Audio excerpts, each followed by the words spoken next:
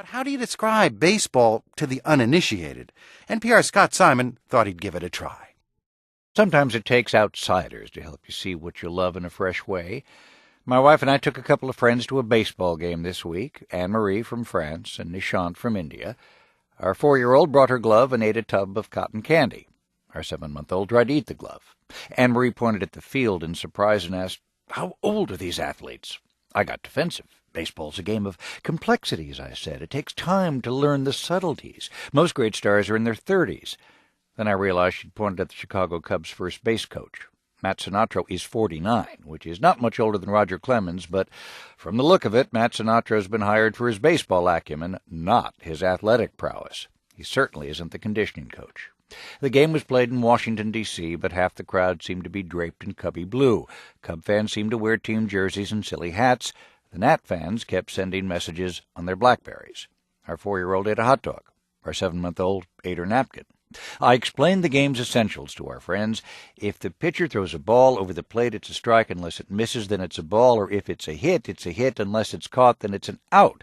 3 strikes and you're out, I said, and a man walks if he has 4 balls. Thought I could see Anne-Marie's eyes really widen at that one. Anne-Marie asked, "Why doesn't the man who squats behind the plate run out and catch the ball before the man with the stick can hit it?" I could have answered, "That's not baseball." Instead, I thought, what a brilliant idea. Now, Nishant is a mad keen cricket fan who understands bats, balls, and bases. But he thought the game often seemed mere distraction from all the hot dog eating, beer drinking, T-shirt shooting, and on-field promotions. At one point, an insurance company ran a race between enormous mock-up puppets of 5 U.S. presidents, including one that looked like Larry King. Did I miss Larry King being president? I, Larry King, do solemnly swear to preserve, protect, and defend Paris Hilton. Anyway, Anne-Marie asked, "They just let these people run onto the field into the middle of the game?" I said, "No, they have to pay for it." Our 4-year-old got a big foam rubber floppy hand to wave. Our 7-month-old tried to eat it. Whenever a Cub reached first base, their fans applauded in a way that, say, French people cheer for Jerry Lewis. And a woman sitting behind us who'd been following the tutorial asked, "If the Cubs are so bad, how do they have so many fans?" Do they still play the blues in Chicago? Die-hard Cubs fan, NPR's Scott Simon. When the snow melts away, do the Cubbies still play in their ivy-covered burial ground? If you think allegiance to the Cubs is hard to comprehend, try understanding the hidden language of baseball signs. You've probably seen them. A coach signals to a player using a sequence of mysterious hand gestures.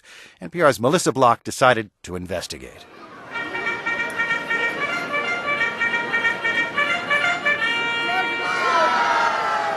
A hot summer afternoon, a minor league ballpark. Fans take time out for a great-tasting Pete's and Watson hot dog, the official hot dog of the Frederick Keys. We've come to Frederick, Maryland, the home of the Frederick Keys, to pay attention to signs in baseball, the silent coded messages that flash across the ball field from catcher to pitcher or from a base coach to a batter or runner. You've seen these signs, the catcher who pumps his fingers between his legs in a blisteringly fast sequence to signal a pitch, the coach who does a mad dance, tugging an ear, patting his belt buckle, pulling down his cap. All of it means something. All of this stuff is glue. It's sort of the glue that holds the game together. Writer Paul Dixon's latest book is called The Hidden Language of Baseball. It's all about that code, that semaphore, how it works, why it's so important. And he describes the lengths or depths that teams will go to decode or steal the other team's signs. Paul Dixon calls signs the central nervous system of the game. The central nervous system, without it, there would be chaos. There wouldn't be a double steal, there wouldn't be a hit-and-run play, there wouldn't be the same dynamism. And the signals are ricocheting back and forth. And this was after talking to a lot of people, the number that kept coming up in a close game, there are going to be 1,000 signals. Baseball signals can be traced back to battlefield signs used during the Civil War. There's a reference to telegraphic signals in baseball as early as 1869, as easily recognized as if spoken words were used.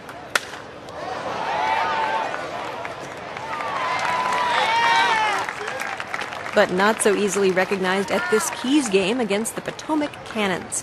The Cannons' third base coach is a perpetual motion machine, a dervish of signs. he touched his belt, he touched his chest, he touched his arm, touched his chin, and in rapid sequence. I probably missed a couple of them. Now he's a whole series of signs for the guy at first, including an uplifted palm, which is I've never seen, I don't think.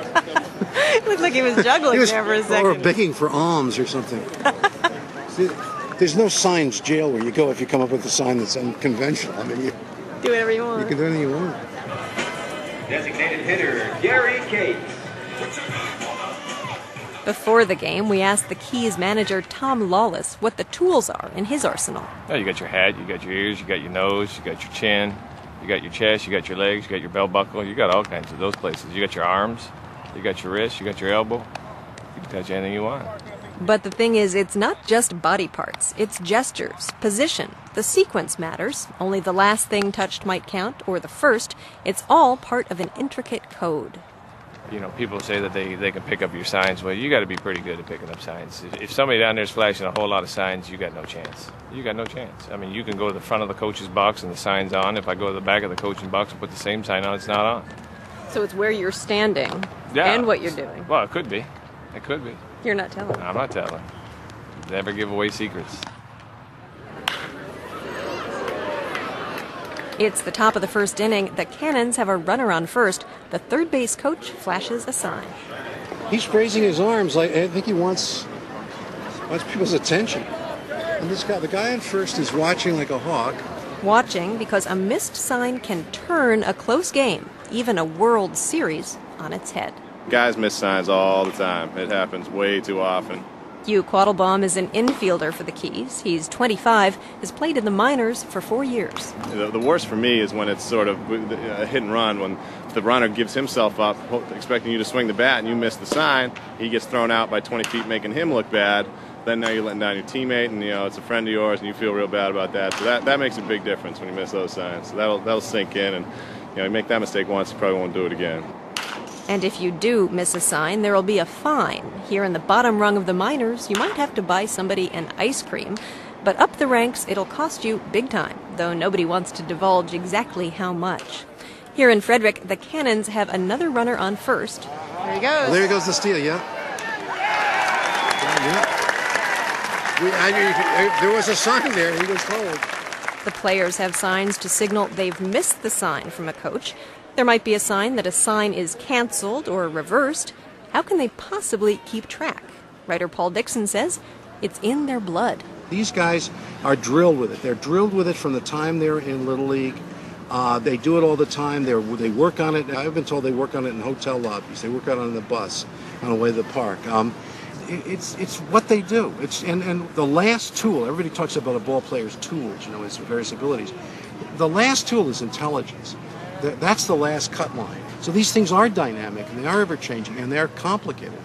But that's sort of what their survival is based on.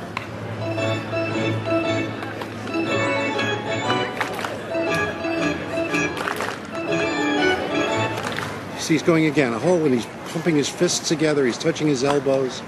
And there's somebody in this dugout in front of us trying to figure out what he's doing, who's watched this guy 20 times before. The trick is to make the signs steal-proof so the other team can't figure out what's going on. That's part of the whole thing. It's part of this choreography of deceit, and you're trying to trick the other people into thinking, that something is going on when it isn't. That means decoys, signs tossed in like chaff just to throw the other team off the scent. I mean, the classic decoy is that everything the third base coach does is a decoy. Everything he looks like he's fighting off a swarm of mosquitoes, and he's just standing around moving all these motions. And the real sign is coming from the first base coach, or it could be coming, in an extreme case, Tony La Russa. When Tony La Russa was at Oakland, he thought people were stealing his sign, so he set up the trainer who would use a tongue depressor to clean out the cleats. He'd use a tongue depressor to signal the signs. Connie Mack once said that the essence of sign stealing is trying to figure out who's actually giving the sign. And there's no rules. There's no reason that, anybody can give you the signs. The ball girl could be giving the signs.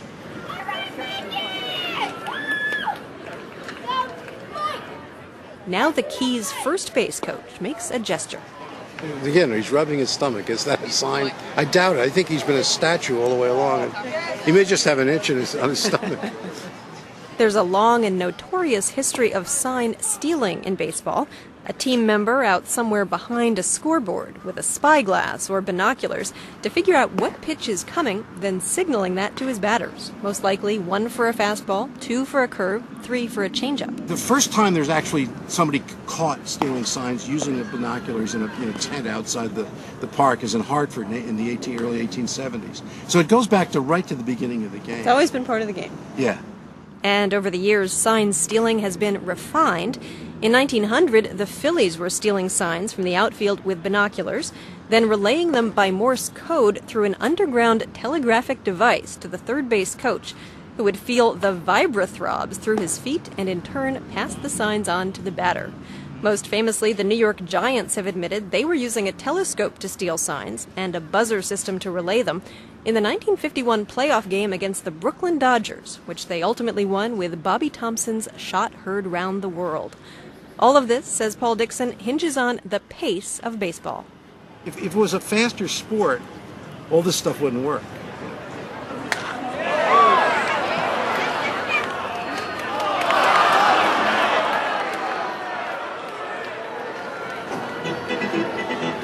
Now the third base coach is going through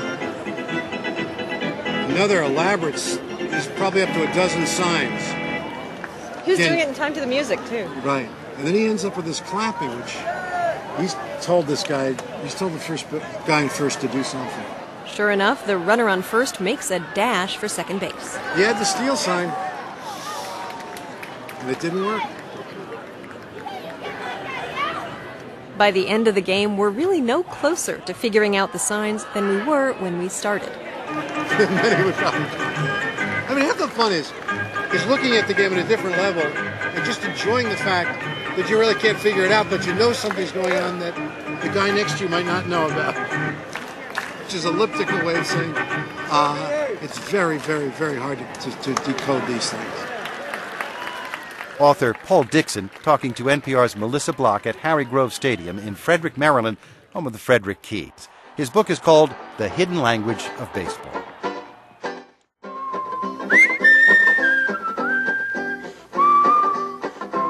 So you're at the game with a hot dog in one hand and a nice cold drink in the other. You think you might have room for some nachos, maybe, or another hot dog. NPR's Alex Cohen has a cautionary tale for you. She went to Dodger Stadium in Los Angeles to investigate a high-caloric trend in baseball park dining. Even here at Dodger Stadium's all-you-can-eat pavilion, there are some rules, like only 4 Dodger dogs per person at a time. What fan Danny Corona wasn't able to get in hot dogs, he made up for with 2 orders of nachos, several bags of peanuts, and some popcorn to top it all off. Hopefully I don't get a stomach ache. You're saying that as you stuff bags of peanuts into your pocket? Peanuts in my pocket and nachos in my mouth. How much do you think you'd spend if you were just buying this food? How much do you think you'd spend at a Dodger game? Well, I was at the Dodger game yesterday, and I spent, right when I came to the game, I spent $60 for 3 people, as a matter of fact. In other sections of the stadium, Dodger dogs go for $4.75. Soft drinks are $4.50. Nachos are $6. Here in the Wright Pavilion, you don't have to eat a whole lot before the ticket practically pays for itself. My name is Ruben Diaz from La Mirada. Can you tell me what you've got so far? I got 2 hot dogs and some nachos. That's a very moderate start. Starting off slow. How many hot dogs do you think you could eat? Maybe 5 or 6. How many do you plan on eating tonight? Do you know? Go for 7 or 8. Are you going to get your money's worth? Make sure I get my money's worth. If you don't mind me asking you a personal question, you're a big guy. Can I ask how much you weigh? About 380, 390. It wasn't just big guys like Ruben gorging themselves in right field. There were plenty of skinny folks, too, like Melissa Risso. I had 2 hot dogs, I had a drink, I had some peanuts. I liked it. How many hot dogs do you think you could eat? How many nachos do you think I could eat? Or hot dogs and 4? 4? You're a tiny lady. You think you can pack away 4? I could take on 7. To reach that goal, Melissa would have had to eat at a fairly steady clip. Dodger Stadium cuts off the all-you-can-eat frenzy at the 7th inning. And she would have had to miss a good chunk of the game. As the evening progressed, the lines for free food at the stands underneath the bleachers had grown long, really long. At the end of one, I met Fabian Ochoa and his buddy. They call me Yayo. Big Yayo from East LA. What's Yayo, up? you got a last name? Nah, just Big Yayo, that's it. Yayo and Fabian had had a few beers. And they were miffed. They'd been waiting in line at another one of the food kiosks, only to be told that that stand had run out of Dodger dogs. 3 times that we've been here. We've been going to different spots, like running out of hot dogs. Are you getting your money's worth right now? Not yet. How many hot dogs do you think you need to eat to get your money's worth? I can eat about 10. Like 10 hot dogs. How would you feel after you ate 10 hot dogs? Satisfied. One could only hope Fabian would be satisfied after 10 hot dogs, especially considering that amount would pack more than 2,000 calories of fat and more than 3 times the daily recommended dosage of sodium. NPR's Alex Cohen at Dodger Stadium in Los Angeles.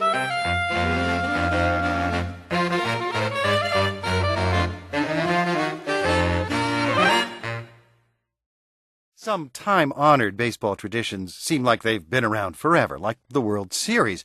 But the series actually started on October 1st, 1903, with the Boston Americans facing the heavily favored Pittsburgh Pirates.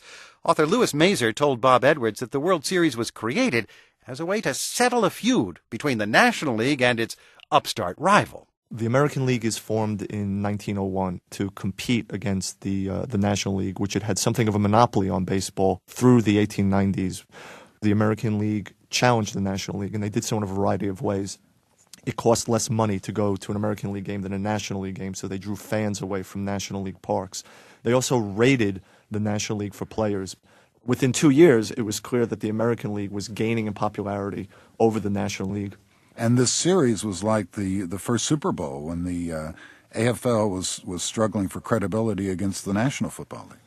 Yeah, I think that's a really good analogy, that Boston winning that first series gives legitimacy to the American League and helps to establish it in a way that obviously has lasted for 100 years.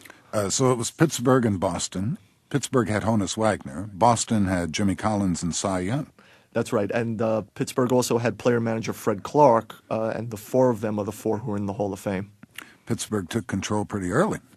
They took control early on. They won 2 out of the first 3 games in Boston. In Game 3 in Boston, there's a near riot on the field prior to the game when the fans swarm over the field in an excitement, trying to get closer to the players, and have to be beaten back by police and players using hoses and bats. We should explain that fans were allowed on the field in the outfield. That's right. In order to satisfy the capacities that wanted to attend these stadiums, which only held 8,000-9,000 people, they would put makeshift ropes up in the outfield and allow the fans to mass behind those ropes. So the excitement does not take time to build. There's a sense of real enthusiasm from the very beginning. It was an exciting time. Teddy Roosevelt is president. People are into exercise and physical activity. Yeah, baseball is the national pastime, and everyone at the time was just incredibly excited. And afterwards, they commented regularly on the meaning of this series, how important it was. The other side of that, in 1904, there is no World Series. There's only been twice in 100 years that it hasn't been played, the strike year of 1994 and 1904. And the question is, well, why wasn't it played in 1904? And that's because John McGraw of the New York Giants won the National League pennant. Boston repeated in 1904, and McGraw so despised the American League, he just refused to play, so there was no World Series. But the series caught on despite John McGraw. Oh, yeah, it wasn't even a question, I think, of it catching on. I mean, what amazed me in my research is to discover how from the very start, this very first World Series captured the imagination of Americans. Reporters wrote about it not only in Boston and Pittsburgh, but around the nation. Telegraph operators would wire the results of the game as it was being played. Journalists put baseball news on the front page, and it's really the first time that sort of baseball news became front-page news. The success of this first World Series helped to ratify baseball in American culture and society. Louis Mazer, author of Autumn Glory, baseball's first World Series, talking with Bob Edwards. Look down the lineup of any Major League Baseball team, and you'll find names like Rodriguez, Rivera, Pujols, and Ortiz. Each owes a debt to baseball's first Latin American superstar, Roberto Clemente. He played 18 seasons for the Pittsburgh Pirates, his entire career. Clemente was a commanding presence on the diamond, making near impossible plays in the outfield, and he won 4 National League batting titles. Bobby hits a drive into the gap in the left center field. There she is. For a double. Papers flying, everybody standing. A double for Roberto. That hit, number 3,000, was Clemente's last. He died 3 months later when a plane carrying relief supplies he'd collected for victims of a deadly earthquake in Nicaragua crashed on New Year's Eve in 1972.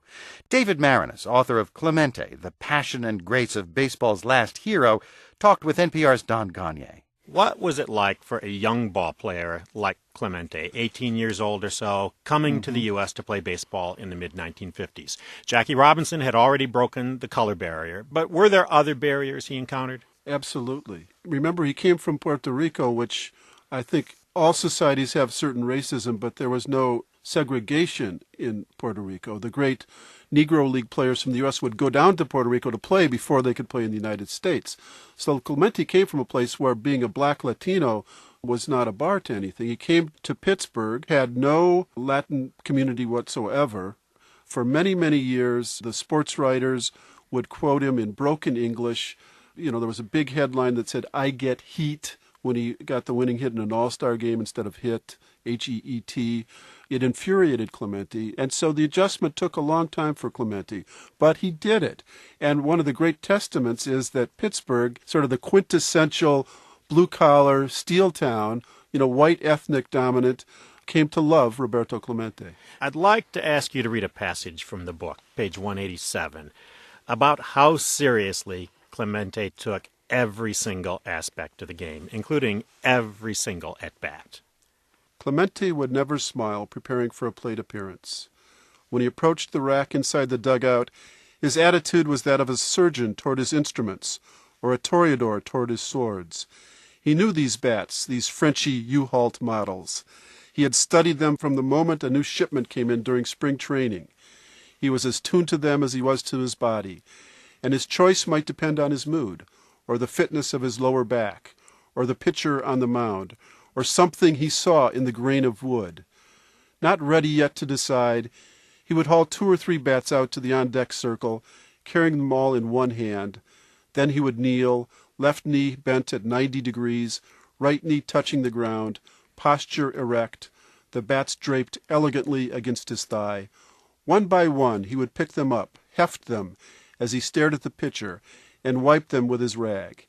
Here was the serenity of Clemente before the storm. You're describing a ritual, and the ritual continued with the walk to the plate, right? As he'd kind of stretch and work the kinks out? He would walk very slowly to the plate. He would swirl his neck around time after time. It was one of the great iconic signatures of Clemente, is the way he would move his neck around. All of that was part of his ritual. It also had a purpose. He had been injured in an accident in 1954, right at the dawn of his career, and it gave his neck whiplash, and he was always trying to deal with that. You write about how baseball changed from 1960 to 1970. Yes. During that decade. It was also the decade when he did gain confidence and emerge as a leader for his team, right? Oh, absolutely. But in terms of the Pirates, it went from a team where he was the lone minority player to one where, in September of 1971, very quietly, his Pittsburgh Pirates made history by fielding an entire team of blacks and Latinos. First time that had ever been done. First time it had ever happened. And that same year, perhaps his greatest moment was in the 1971 World Series against the heavily favored Baltimore Orioles. The Orioles had 4 20-game pitchers. The Pirates had a pretty good team, but Clemente was getting older. It wasn't his best season, and yet he seized the moment. The night before the first game, he was very sick with food poisoning. The next day in the morning, he told his teammates, "Just get on my back, I'll carry you." And boy, did he. Here's Bobby Clemente. Bounced to short his first time up. Hit the screwball a mile in the left center field.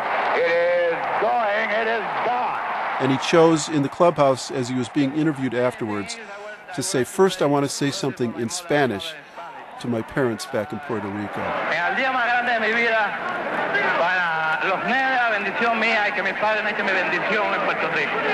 I can't tell you how many people have come up to me who are Latino and say, I heard that, or my father heard that and started crying. There's something else about Clemente that came to the forefront really as his career blossomed. In speeches, but even privately when talking to friends, he would talk about the need to be more than just a great baseball player, how he felt that more was required of him. He would give in his speeches, he would say, if you have an opportunity to help others and fail to do so, you're wasting your time on this earth. He didn't have an agent telling him to do these things, but he would go to hospitals and every community visit the sick kids. And then, of course, the fatal moment when there was a devastating earthquake in Nicaragua, he started organizing aid to bring to the people there. That was after the 1972 season. He'd just gotten his 3,000th hit. And he's home in Puerto Rico, and he heard about this earthquake. How did he react? He immediately started raising medical aid, money, food for delivery to Nicaragua. 2 plane loads went from San Juan to Managua, and the people reported back to Clemente that the aid seemed to be getting diverted at the airport, and they didn't know what would happen to it. Clemente was infuriated by this, and he said, maybe if I go, the aid will get to the people. Divers from the United States Navy have joined the search for the plane which crashed in the Atlantic off Puerto Rico last Sunday, killing baseball star Roberto Clemente and 4 others. He was already a national hero in Puerto Rico prior to this, but his death on a humanitarian mission really took it to another level, didn't it? One of the great writers in Puerto Rico said that on the night of his death, his immortality began. The next morning, thousands of people lined the beach near where the plane went down, thinking that Clemente might walk out of the sea.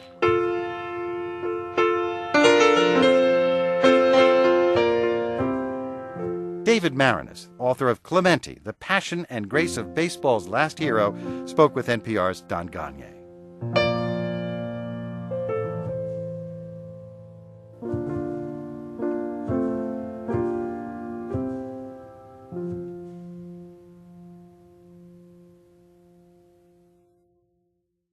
Baseball fans show their love for the game in many ways. Lionel Carter of Evanston, Illinois, started collecting baseball cards in 1933. He ended up with a collection so valuable it had to be auctioned off to prevent people from breaking into his house to steal it. He told NPR's Robert Siegel that he hadn't planned on selling his baseball cards. He hadn't even counted them. Well, I never knew how many cards I had until they told me. And when they went up for auction, they said there was 50,000. And of those 50,000, which would you think would be the most valuable among them? Oh, I would suppose the old cigarette cards, 1910. Well, so far, from what I've read, a mint condition 1951 Mickey Mantle card, that was his rookie year, went for $165,000. A set of 1938 cards went for $280,000. So far, the collection has brought in $1.6 million, and I gather you're not altogether happy about this. I haven't been following the auction at all because I didn't want to sell them, and I would still rather have the cards than the money. Well, tell us the story of what happened in the fall that led you to put this remarkable collection of baseball cards up for auction. I had a ring at the door, so I went to the door, and here was this fellow giving me a story about they'd been working in my backyard and they'd done some damage, and he wanted me to come out and look at it. I laughed at him and told him to get lost. I wasn't going to fall for that. And I turned away from the door, and he walked in behind me. So then I had to get him out of the house. So we went out in the back, and when he finally left, I went in the house, and our house had been ransacked. So, having been burglarized like that, I guess the question for you then was your collection of baseball cards safe anymore in the house? Well, the Evanston police got the cards back.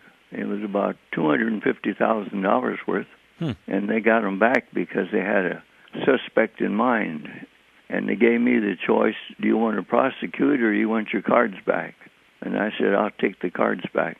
But then the police were real concerned about them coming back again. And my wife was concerned that next time they may come back with a gun. So it was a no-choice decision.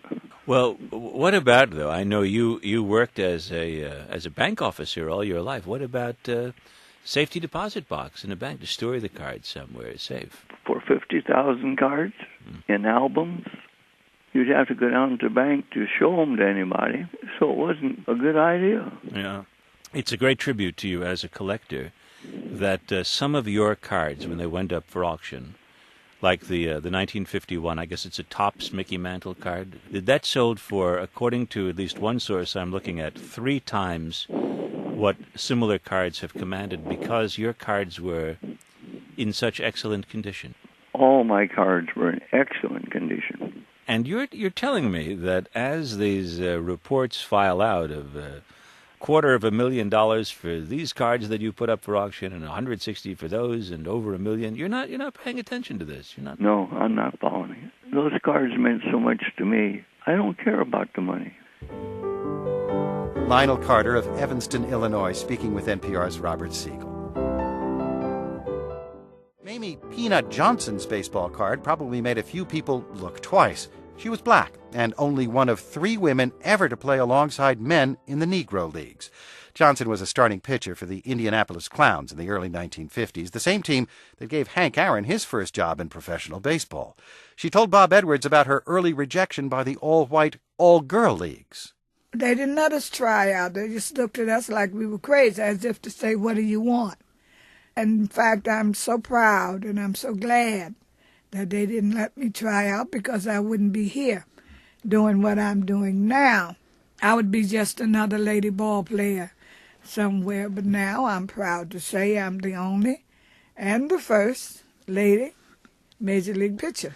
Did any of the women at this tryout come to your aid, stand up for you? No, and I'm glad that they, just let me stand there because I got to meet and be with some of the best baseball players that ever picked up a bat. So I'm very proud about that. Now, how did word get around about you that drew the attention of the scout from the Indianapolis Clowns? Oh, he wasn't really a scout for the Clowns. He was a gentleman that used to play in the Negro Leagues, and he used to come and watch me pitch. And just out of the clear blue, Mr. Tyson asked me if I wanted to play professional baseball, and I told him yes, indeed. So he sent me to Mr. Bunny Downs, who was the business manager for the Clowns. Then I went to do my tryouts, and the next day I was on the bus. I was gone. Now, tell me about this tryout. You had to be a little nervous, I would think. No. See, I've been playing with the fellas all my life, so doing that was just an ordinary thing for me. What year was this? In 1953. 1953, and you're how old? Oh, I was 18. 18? Yeah. And they're going to send you away to spring training where? To Richmond. We would go there and we'd spring train for 3 weeks, and then we'd start our tour. We would start going south, and then in the summer we would head back north, and then in the last part of the season we'd head back south. So you told your mom, I'm going... I didn't tell her. I didn't tell her. Honestly, I'm going to be frank with you. I slipped away, and I had a young son at that particular time. And when she found out I was playing baseball, and she took it in stride, and I appreciate that so much. So how were the games? Beautiful. When you learn how to do something and do it well, you begin to enjoy it.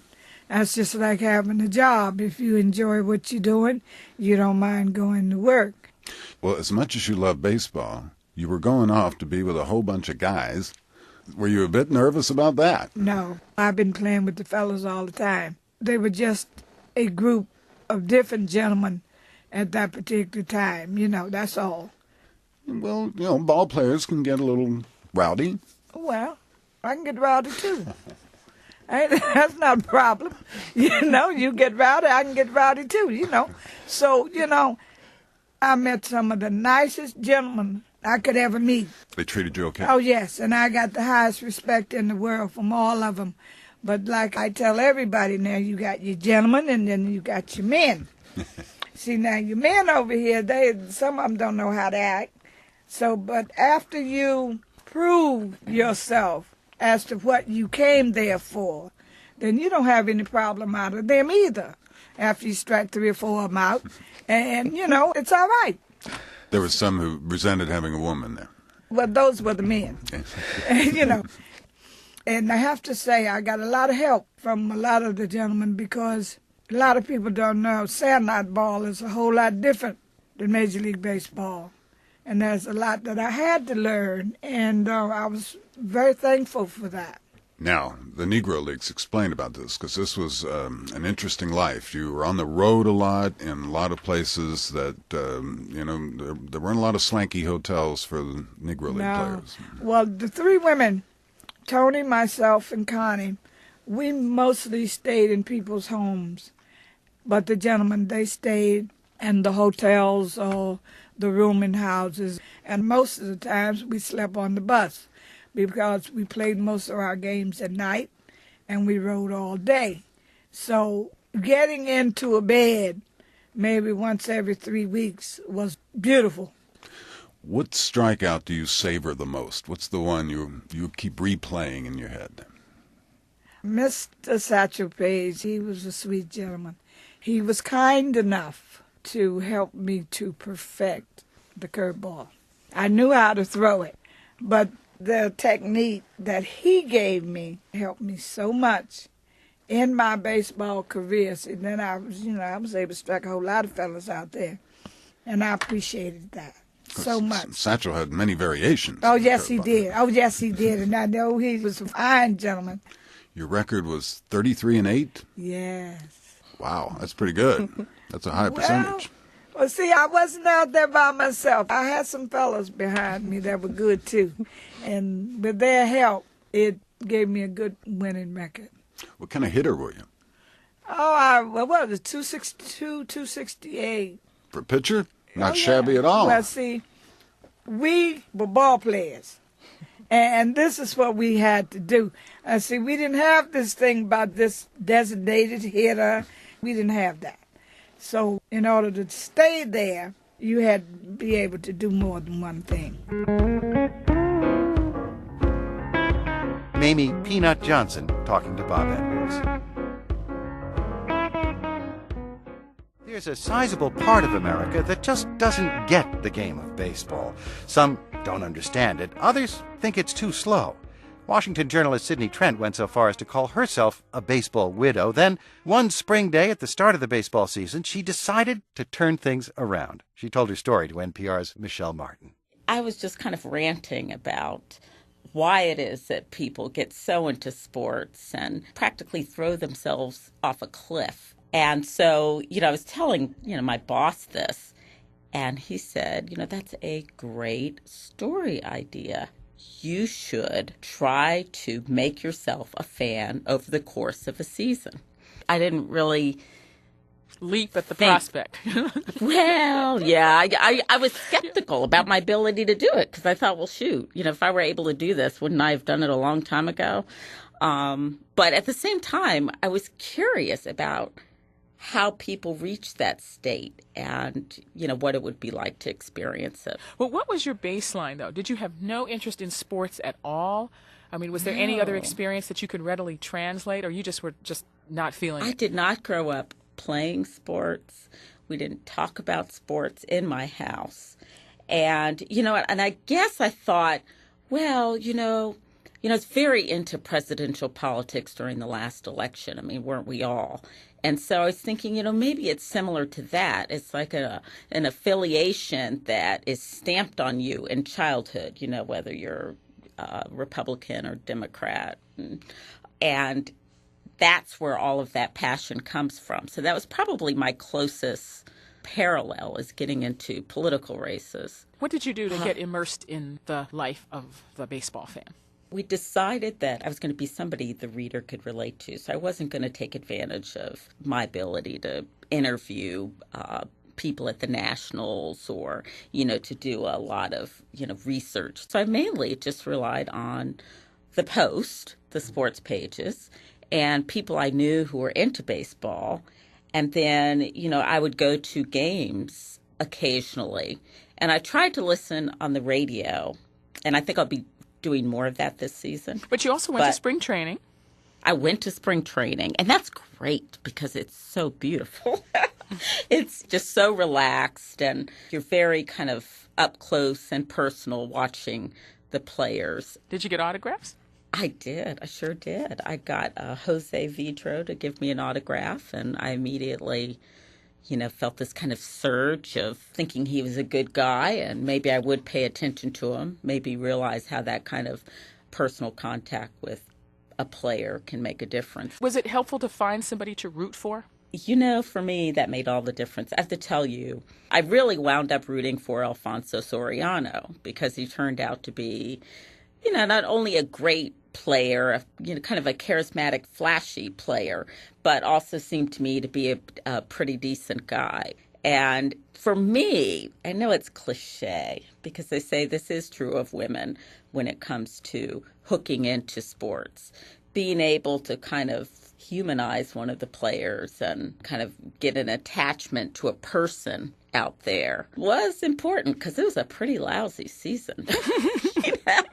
If it were for that, I don't think there would have been any hope for me. So how did it end up for you? Could you call yourself a fan? I guess it depends on what level of fandom. I was not going to, by the end of the season, I wasn't going to be throwing myself on, the floor when they lost and, crying or getting upset or kind of like, my husband was pretty upset when the Phillies almost became the wild card team and then they didn't. He was worked up about it. And I watched him and I thought, I'm not a fan like that. Well, what did you learn over the course of the season? Did you figure out what it is that makes people care so much about these teams? I learned that, it's a lot easier to care if you pay attention and become knowledgeable. Just kind of the beauty of focusing on something helps you to care. And I had never really focused before. And I learned a tremendous amount. It's like a drop in the bucket compared to, say, what my husband knows about baseball. But it's much, much more than I ever knew. After so many years, it just kind of helped me understand what a part of his childhood and his relationship with his dad and his brother baseball was. I never really thought about that before, and I just think that's true. I think people have memories of growing up, and it just becomes part of the fabric of your life and who you are. Newly minted baseball fan Sidney Trent talking with NPR's Michelle Martin. There are other baseball mysteries that charm and befuddle, like the unexplained tradition of Sweet Caroline at Fenway Park in Boston. And no, we're not talking about a nice girl named Caroline. Reporter Susan Orlean investigates. Life is full of mysteries. I've been living in Boston for 2 years, and I've come across many of those mysteries here. For instance, why do people in Boston boil their meat?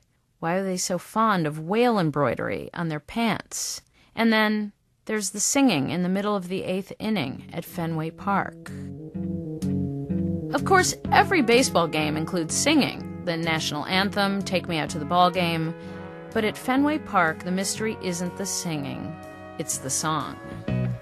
Where it began, I can't begin to know. Sweet Caroline by Neil Diamond. Mid-tempo, middle-brow, middle-aged, and yet it's the sing-along anthem of Fenway Park for reasons to be named later. Wasn't the spring? Everyone at Fenway has a theory, or a theory about the lack of theories about why Sweet Caroline is sung here at every single game. Take Bob Dakota, a retired teacher who now gives tours at Fenway. It does strike me as odd, and I'm really a researcher. I research everything, and there's no President Kennedy's daughter, Caroline, and from Massachusetts, but I have no idea, at all, where the connection is, why the 8th inning, and what have you. Do you know? Well, no, I didn't. So I went to find out. I started with Megan Kaiser, who programs the music at Fenway. There was a fellow who worked in this department before I came who had a daughter named Caroline, and when she was born, they played it as kind of a celebratory anthem to this new little girl. Like I said, everyone has a theory. This is Megan's third season with the team. By the time she started, Sweet Caroline was already a tradition, but it was Megan who took it to the next level. My first year, I played it almost every game, but not every game. Mm-hmm. It hadn't yet become the Sweet Caroline that it is today. Oh, really? And since that time, we've gotten to the point where I started choking down the sound at two different parts in the song so you could hear the fans singing. Want to hear it? Yeah. Let's hear it. Let's see. This is the part. Good times. Oh, sorry. Good times. And this is your part, ready? So good, so good, so good. And So again, really any idiot can sing that. there it is, yeah. Ouch. Well, whatever. Of course, Fenway's resident musician, organist Josh Cantor, had his own notions. It's a silly, cheesy song, but I think it's a fun song when everyone sings along with it. Yeah. Even the fan I was sitting next to, Michael Cardis, could offer only an existential explanation. Started one time, it felt right, and it continued. And now every time I'm here, it's like clockwork. You know what's going to happen, and it's great. I love it. It's my favorite part of the game. His favorite part of the game? People pay hundreds of dollars to get Red Sox tickets, and their favorite part of the game is singing along with Neil Diamond? I'll play that song even at home when I'm watching the game on TV after a win, yeah. Sometimes he dresses like Neil Diamond. Wow, these guys were very serious. By this point, the game was underway. The Red Sox were giving a good spanking to the Kansas City Royals. The crowd was buoyant, and the middle of the eighth was drawing near.